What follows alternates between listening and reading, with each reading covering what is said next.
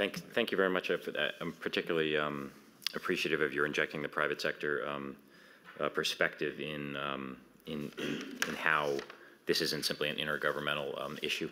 I'd like to open it up now to the floor. I'm particularly interested in comments that or reflections on the status of global governance as you see it, in taking stock in it.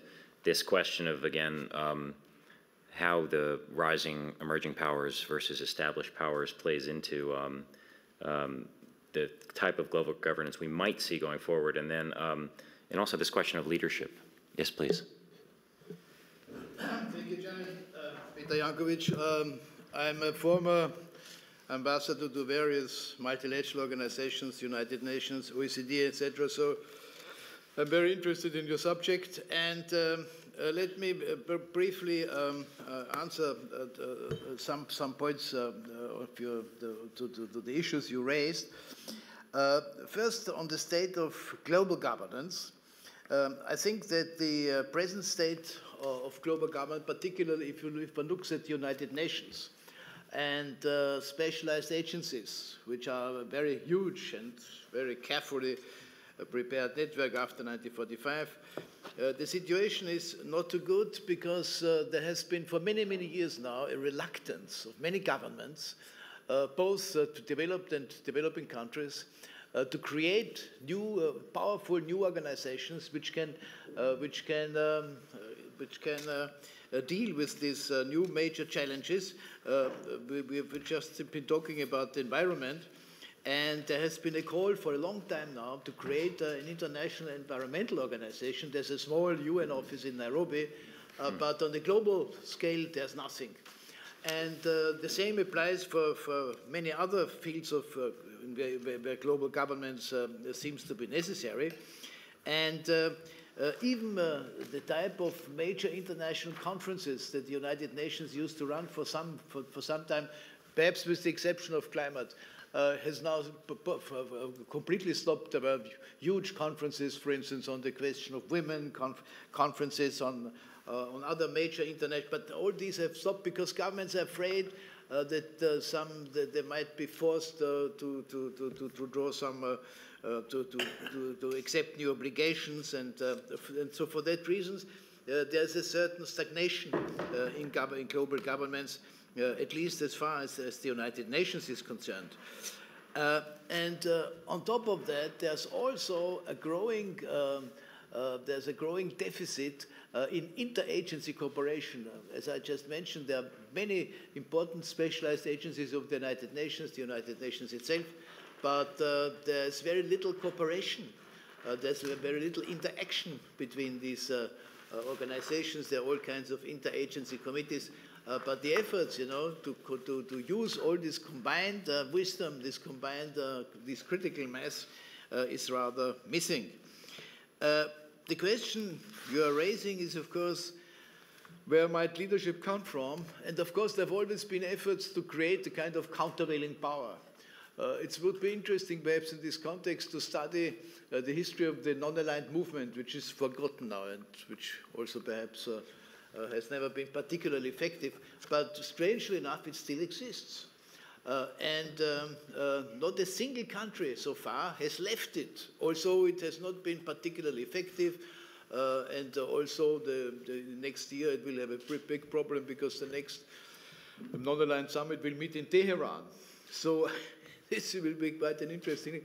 But this was an effort to create countervailing powers, the same as the Group of 77, of which also one hears very little today. So there's certainly some efforts to create countervailing power, to create new centers of leadership. In this context, you have sometimes efforts like those of Venezuela and creating regional and sub-regional organizations. But I mean, these things go on, and the question will be where are they going to end, and will they have any effect in the end? So I think these are some of the thoughts that come to mind if you ask these questions. Thank you. Thank you. Can I just comment on the non-aligned and G77? I mean, from a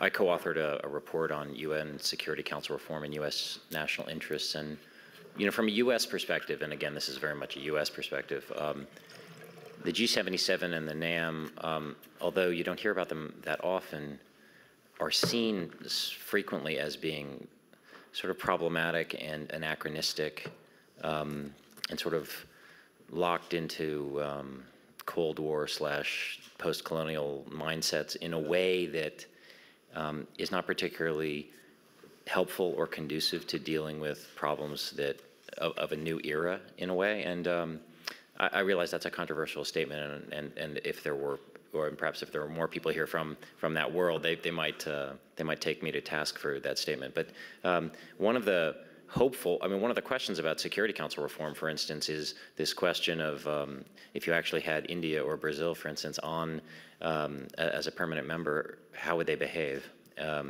Would they take a global view of their responsibilities? Again, this is from a U.S. perspective, or would they, in a sense, import mindsets that the U.S., again, from a U.S. perspective, would find problematic, despite being also democratic countries. So it's just again, reinforces the question of and the importance of values and as a determining factor with how countries look at some of these issues. I think you were next, and then. Thank you very much. I think we had a very good introduction with these two interventions, giving somewhat the two sides of the coin, in a way. This is giving a rather, I would say, appropriate description of this mix we are confronted with in terms of governance. I just would like to mention from my experience, I'm special representative of the European Union for Central Asia for the last 5 years. What strikes me is that you have not mentioned in this, I quote, the Council of Foreign Relations, the components of global governance, and it didn't appear much in the evaluations of the present state of governance. It's social problems were mentioned, but migrations, and connected ethnic problems. I mean, we know that in Europe, look at Lampedusa and so on and so on. It's a full continent in motion, and we are not going to stop that through naval forces and so on. So we have a major problem of governance because it goes back to the village in the middle of Sahel. The other component is crime. I mean, the best governance today, I'm sorry, is with crime. You have about 20, 30 international criminal networks who have no problems with the border and who have been the first beneficiaries of globalization of the last 20 years. I mean, some argue that is the equivalent of GNP of Sweden.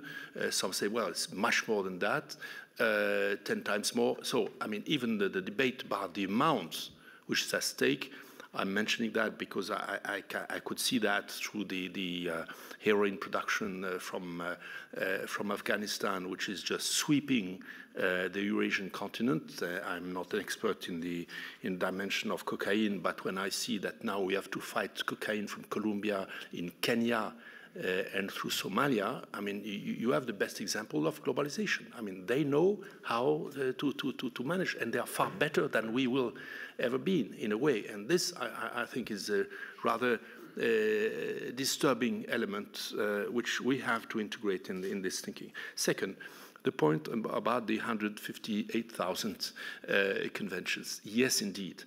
And in your introduction, Patrick, you mentioned the Chemicals Convention. I was one of the negotiators.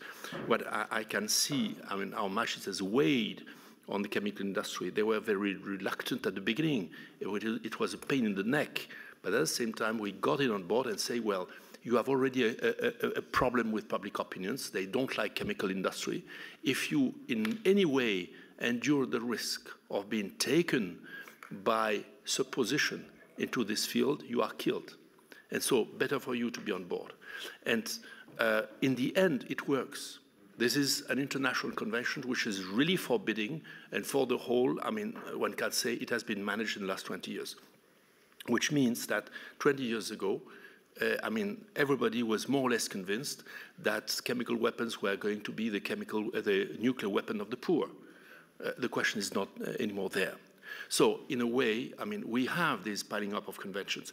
And if only to correct the point about this huge amount, look at our national laws. We have tens of thousands of laws which are either superseded or just disappearing. You have the same phenomenon. So we have an overload of legal attempts to manage a more complex reality. And we all complain in our parliaments that we are now making absurd or obsolescing laws in a matter of months. And everybody is crying and deploring that. But this is a wider social phenomenon where the quality of the law of the past is now more or less lost in a good measure of lawmaking in many countries. So we have a problem there. Are you saying that because it's being superseded by law at the international level? No, I'm saying that the phenomenon at the national level is exactly the same as the building of the conventions. Okay, right. I mean, as first, you see a problem, well, let's try to have a convention. Right. And this is incremental in a way. So it's a kind, maybe a sickness of postmodernity, who knows? But I mean, we have changed our vision of the law without measuring that, and the same for the convention in a way. I finish with this point you have described where the complexity is not manageable. Yes, but then in such cases, which are organizational problems, you have to come to subunits. You have to come to intermediate levels. It's become, you have too much moving at the top. Here, interesting, as you know, and this is also connected with the demonstrations and so on, you have the deglobalization movement. And of course, this is populist, this is elementary and so on. But in some cases, de-escalating the generalization is probably a pertinent question. And coming back to lower levels rather than just pushing up all the time the problem. And I think that here, some kind of ex post reflection after this first wave of globalization could be a direction in methodology. I would finish in mentioning something which has been striking for some kind of crisis management I've seen at lower level, Central Asia, Caucasus, and so on. It's the gathering of international organization. This is a rather interesting movement. In more or less what you recalled about April 2009, when you have a crisis, everybody recognizes is beyond reach and would stick together. And the case is also valuable for applied for the organization. I mean, be it this ethnic killings and crisis in Kyrgyzstan, it's limited, it's a small country, maybe. We decided 3 days after the revolution between EU, OSCE, and UN that it would work together, that we would have a weekly meeting and so on.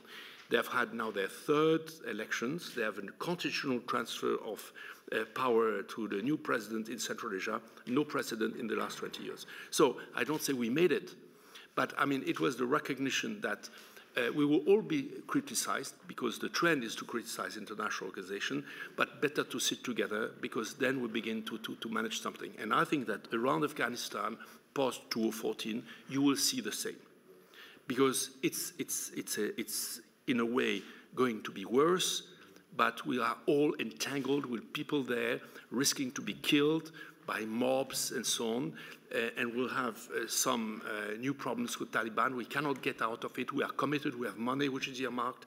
So this kind of sitting together and even going beyond just sitting together, what I would call mutualization.